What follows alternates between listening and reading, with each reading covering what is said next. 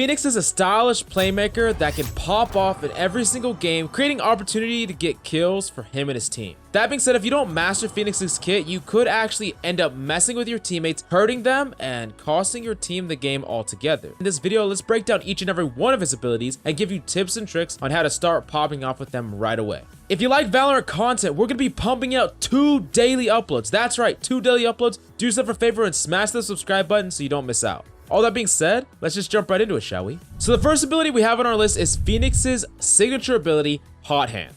Now, Hot Hands is going to be an ability you get each and every round, and if you use it mid-round, if you get 2 kills, you'll get it right back. Now, if it helps you understand what Hot Hands is it's essentially a Molotov cocktail. You throw it and it will create an AoE area of flames that will deal damage to enemies. This seems pretty par for the course for most characters, having an ability that can prevent enemies from pushing through, backing up, or just flush them out of their hidey holes altogether. That being said, with Phoenix, something that's really important for you to understand is that his own fire will heal him. That means you could throw your Hot Hands and potentially push up through it, even though the enemies can't push through it as well. This gives it some extra flexibility, and on top of that, the fact that you can get 2 kills and potentially use this for a re-push if you rotate is very powerful. And in addition to that, if all else fails, if you're in a 1v1 or a 2v1 scenario and you don't think you'll be able to get value out of Hot Hands just simply using it for a team-oriented ability, you can use Hot Hands to just heal yourself, and it will heal you for a decent chunk of health. This might not seem like a big deal, but being able to turn one of your abilities into a self-heal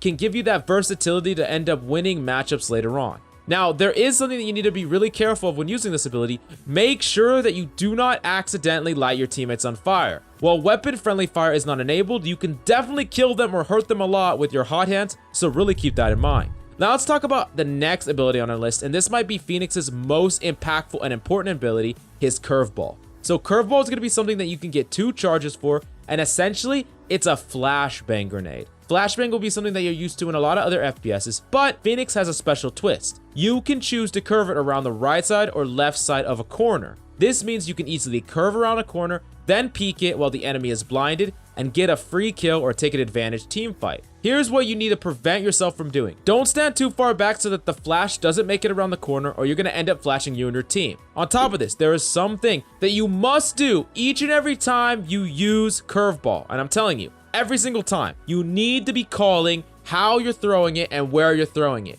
If your team walks around the corner and you flash your whole team, they are sitting ducks and they're just gonna die because of you. Make sure you don't do this. You don't want to turn a 5v5 into a 1v5 out of nowhere, or just throw the team fight for your team altogether. Now, something else that's really cool about Curveball is you could actually throw it above and over surfaces. You don't necessarily have to do it around corners, and learning how to finesse it exactly where you want to will be something that you have to learn over time. Now, I'm going to be breaking down more about why Curveball is so powerful at the end of the video when I give you some insight into whether or not you should main Phoenix. Now let's talk about the next ability on the list, which is Blaze. And Blaze has 1 charge, but what it essentially is a giant flame wall. This is very similar to the wall of gas from Viper, but essentially it's a giant wall that blocks LOS. It doesn't block fire, but enemies will get hurt while passing through, while Phoenix will get healed while passing through it. You can actually hold to bend it so that you can bend it in ways you want to, and it can be useful in a lot of different situations, like pushing a point, denying information for enemies if you're trying to rotate, and preventing enemies from pushing you. There's a lot of different uses for Blaze, just like most LOS walls or vision blocking abilities. Now let's talk about last, but certainly not least, Phoenix's ultimate,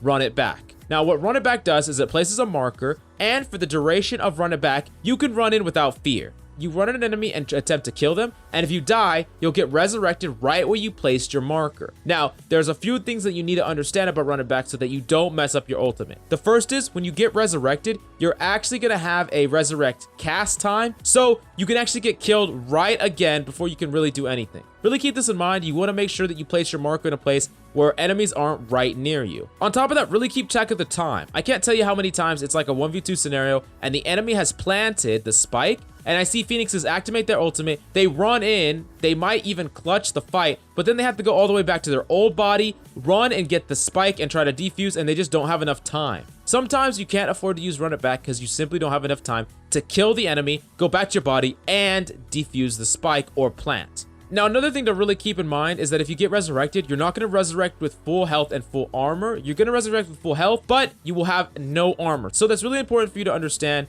Run It Back isn't without any consequence. Now, let's talk about 2 really cool things that you could do with Run It Back. The first thing that you could do with Run It Back is that you can play extremely risky, try to go for kills and make plays, And even if you die, you get precious information about where enemies are set up. They can potentially use abilities on you, and you can relay all that information back to your team.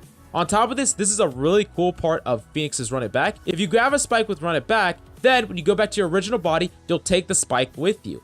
This is actually an insanely powerful strategy on maps with teleporters that go across the map. Imagine this example. You are on the other side of the map away from enemies. They are camping the spike. You use your Run It Back, run through the teleporter, go pick up the spike, manage to go back to your body after the Run It Back ends, and now you have the spike on the other side of the map with a free plant, and the enemies are going to have to rotate into you. A lot of potential with this ability, and I think it's an extremely powerful ability that you should definitely not overlook. Now, all in all, the big question that's on your mind is, should you main Phoenix? Let's talk about what he's good at and what makes him an insanely powerful character that I think that you should pick up. The first thing is, he's a playmaker. His curveball in particular, allowing you to flash enemies and take duels, is insanely powerful for racking up the kill. His Run It Back gives him multiple chances to clutch up a point, and his other abilities provide quite a bit of utility for his team. He's not just a solo player like someone like Jett or someone like Raze. He plays with the team, but can make a lot of plays himself as well. He has a lot of utility, but also an aggressive base kit that can let him secure and rack up those kills, meaning his base game is good, and he has the potential to hard carry games as well. If you want to play a character that's always good, but also can take a lot of duels and gunfights, and is great all around in nearly every situation, attack, defense, playing any position, I would definitely suggest you picking up Phoenix. 10 out of 10 agent, I definitely suggest you trying him out.